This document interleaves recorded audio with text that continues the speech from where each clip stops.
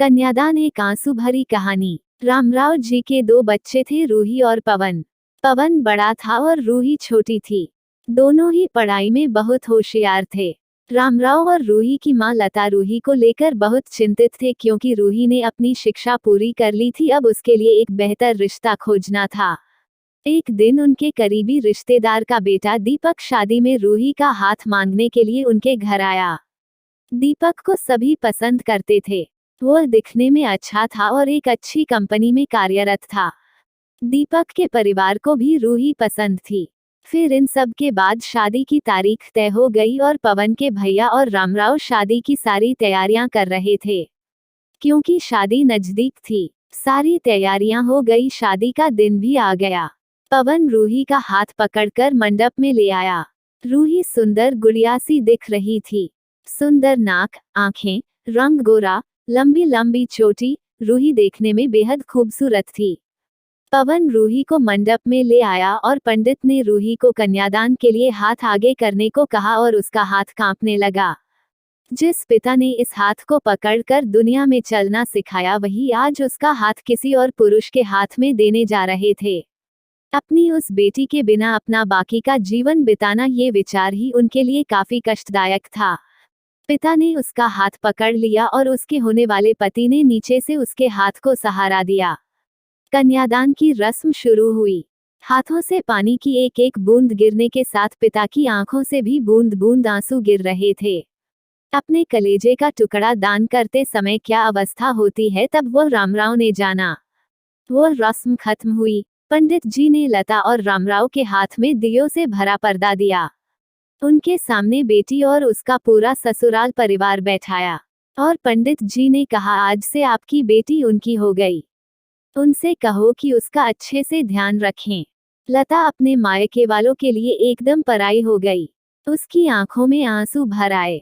रूही को 2 दिन की ट्रिप पर भी भेजना मां के लिए कितना मुश्किल होता था, और अब उसको हमेशा के लिए दूसरे के घर भेज दिया जाए और उसके अपने ही घर का मेहमान बना दिया जाए, यह बात अब मां को समझ आ रही थी।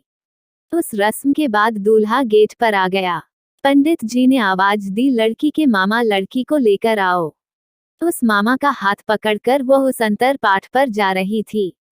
सुबह उठकर एक साथ नाश्ता, फिर मस्ती, फिर मामी के हाथ का खाना और रात में मामा के गोद में सिर रखकर सोने वाली भांजी आज उस मामा को दूसरे के हाथ में सौंपनी होंगी। ये सोचकर उसने अपने हाथ कस लिया और मंगलाष्टक प्रारंभ हो गए। भाई दूज के दिन बिना कुछ मांगे मिलने वाला गिफ्ट, एक साथ फोड़े हुए पटाखे, टीवी कौन देखेगा इस पर झगड़ा और दादाजी गुजर जाने के बाद उन दोनों का गले लगकर रोना। दोनों भाई बहन आज एक दूसरे को देख रहे थे। उतनी ही देर में मंगलाष्टक समाप्त हो गए। मंगलाष्टक समाप्त हो जाने के बाद रूही अपने आगे आने वाले नए जीवन को लेकर उत्साहित हो गई। रूही ने वरमाला पहनाई और अपने पति दीपक के पास खड़ी हो गई। रूही के सामने बहुत से लोग खड़े थे। कुछ आशीर्वाद दे रहे थे और कुछ पास होकर स्तुति कर रहे थे। फोटो के लिए उसकी सहेलियां आई। एक ने उसका हाथ पकड़ा, दूसरी ने उसका पल्लू अटका हुआ निकाला, तीसरी ने उसके आंसू पोंछे। हम घर रहने के लिए आ रहे हैं। आंटी को बोलना खाना खाने के लिए आएंगे।